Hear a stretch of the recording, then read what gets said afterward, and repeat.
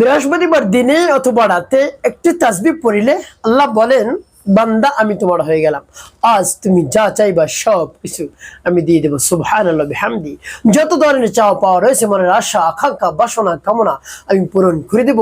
আমি সদা সর্বদা বসেই থাকি, বান্দা তুমি কখন চাইবা আর আমি দেব। সুবহানাল্লাহ বিহামদি। তাই আল্লাহ রাব্বুল আলামিন বসেই থাকেন কখন আমরা চাইবো। তাই আমরা যদি চাওয়ার মতো চাইতে পারি, সাথে সাথে আল্লাহ রাব্বুল আলামিন দান করবেন। তো প্রিয় ভাই বোনেরা, সবকিছু আল্লাহ রাব্বুল আলামিনের কাছে চাইতে হবে, তিনি খুশি হয়ে যান। যত বেশি চাইবেন তত বেশি খুশি হয়ে যান। আর দুনিয়ার মানুষের কাছে যদি একবারে বেশি চান তাহলে বিরক্ত হয়, একেবারে অস্থির হয়ে পড়ে যে আপনি তাকে জ্বালা যন্ত্রণা করতেছেন। কিন্তু রব্বুল আলামিনের কাছে চাইলেই খুশি হয়ে যান, তিনি সবকিছুই দান করেন। সুবহানাল্লাহ বিহামদি। তাই আপনার যত ধরনের মনে আশা আকাঙ্ক্ষা রয়েছে, আপনার ভালোবাসার মানুষ চলে গিয়েছে, দুশ্চিন্তা রেশের মধ্যে পড়ে গিয়েছেন, তারপরে স্বামী স্ত্রীর মধ্যে দ্বন্দ্ব মনোমালিন্য ঝগড়াঝাটি লেগেই থাকে, কোনোভাবেই শান্তি নেই, সংসারের মধ্যে অশান্তি আগুন ধাউ ধাউ করে জ্বলছে, তারপর রহমত নাই, বরকত নাই, অভাব অনটনে সংসারটা তিলে তিলে একেবারে শেষ হয়ে যাচ্ছে, সন্তান অবাধ্য, কথা শুনে না, কোনোভাবেই কথা শুনছে না। তো এভাবে আমার দেখায় নিয়ম মেনে আমল করুন। কঠিন রোগে আপনি আক্রান্ত হয়ে পড়েছেন, রব্বুল আলামিনের কাছে বলুন, একটি তাসবিহ পাঠ করে দেখবেন সব কিছু দূর হয়ে গেছে, সব সমস্যা আল্লাহ রব্বুল আলামিন সমাধান করে দিবেন। যদি একটি তাসবিহ আপনি পাঠ করতে পারেন বিশ্বাস নিয়ে, আস্থা নিয়ে, ভক্তি নিয়ে। তো ভাই বোনেরা, তাসবিহটি কেমন করে আদায় করবেন আমি বলে দিচ্ছি। তার পূর্বে আমি বলবো, এমন একটি জিকির রয়েছে, এমন একটি জিকিরের কথা বলে দেব আপনাদেরকে, একবার পাঠ করলে আসমান এবং জমিনের ফাঁকা জায়গাগুলো আল্লাহ রব্বুল আলামিন নেকি দ্বারা ভরপুর করে দেন। সেই জিকিরটির কথা আমি বলে দেব। তাহলে কেমন করে আমলটি করবেন আমি আপনাদেরকে বলে দিচ্ছি। আমলের শুরুতেই আপনাকে উত্তম রূপে পবিত্রতা অর্জন করতে হবে প্রিয় ভাই বোনেরা। আর কিন্তু বৃহস্পতিবার দিন অত্যন্ত দামি, 5টি রাত অত্যন্ত দামি। বৃহস্পতিবার রাত, 2 রাত্রি, শবে বরাত, শবে কদর। তাই বৃহস্পতিবার রাত অত্যন্ত দামি, গুরুত্বপূর্ণ। আল্লাহ রাব্বুল আলামিনের কাছে এই দিনে আমলনামা পেশ করা হয়।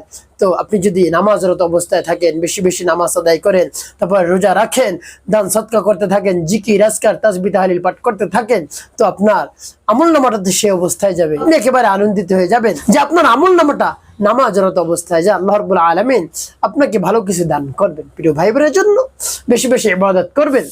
তো উত্তম রূপে পবিত্রতা অর্জন করে আপনি নির্জন জায়গায় দাঁড়িয়ে বসে হাঁটতে চলতে যে সময় আপনি সময় পান বেশি বেশি তাসবিহ তাহলিল আদায় করবেন। তো প্রিয় ভাই বোনেরা, উত্তম রূপে পবিত্রতা অর্জন করে সর্বপ্রথম 3 বার ইস্তেগফার পাঠ করবেন। আস্তাগফিরুল্লাহ আস্তাগফিরুল্লাহ আস্তাগফিরুল্লাহ। বা পূর্ণ ইস্তেগফারটি আপনি পাঠ করতে পারেন। আস্তাগফিরুল্লাহ রাব্বি মিন কুল্লি যামবি ওয়া আতুবু ইলাইহি লা হাওলা ওয়ালা কুওয়াতা ইল্লা বিল্লাহিল আলিয়্যিল আযীম। এরপরে 3 বার দুরূদ শরীফ সাল্লাল্লাহু আলাইহি ওয়াসাল্লাম সাল্লাল্লাহু আলাইহি ওয়াসাল্লাম সাল্লাল্লাহু আলাইহি ওয়াসাল্লাম। ইস্তেগফার এবং দুরূদ শরীফ যখন পাঠ করা হয়ে যাবে, এরপরে আপনি কি করবেন, আপনি সেই জিকিরটি পাঠ করবেন। সেই জিকিরটির কথা আমি বলে দিচ্ছি, যে জিকিরটি একবার পাঠ করলে আসমান জমিনের ফাঁকা জায়গাগুলো আল্লাহ রাব্বুল আলামিন নেকি দ্বারা ভরপুর করে দেন। সেই জিকিরটি আমাদের সকলের সুপরিচিত জিকির, সেটি হলো কালিমার জিকির, লা ইলাহা ইল্লাল্লাহ, লা ইলাহা ইল্লাল্লাহ। এভাবে 99 বার পাঠ করবেন, তারপরে পুরো কালিমা একবার পাঠ করবেন, লা ইলাহা ইল্লাল্লাহু মুহাম্মাদুর রাসূলুল্লাহ সাল্লাল্লাহু আলাইহি ওয়াসাল্লাম। এভাবে আপনি পাঠ করবেন। যখন পাঠ করা হয়ে যাবে, তারপরে আপনি সেই তাসবিহটি পাঠ করবেন। তাসবিহটি পাঠ করার পূর্বে আল্লাহ রাব্বুল আলামিনের কাছে বলবেন, হে আল্লাহ, আমার আমলকে সময়কে কবুল করুন, আর যে সমস্যা সমাধানের জন্য আমি আমলটি করছি সেই সমস্যা সমাধান করে দিন। আপনি যে সমস্যার মধ্যে পড়ে গিয়েছেন বা যে সমস্যার জন্য আপনি আমলটি করতেছেন, তাসবিহটি আদায় করতেছেন, সেই সমস্যার কথা বারবার আপনি স্মরণ করবেন, বারবার মনে উঠাবেন, দেখবেন কাজ হয়ে যাবে ইনশাআল্লাহ। তারপরে তাসবিহটি পাঠ করবেন। তাসবিহটি পাঠ করে পরবর্তী কি করবেন বলে দিচ্ছি। আগে তাসবিহটি বলে নেই, ইয়া যাল জালালি ওয়াল ইকরাম, ইয়া যাল জালালি ওয়াল ইকরাম, ইয়া যাল জালালি ওয়াল ইকরাম।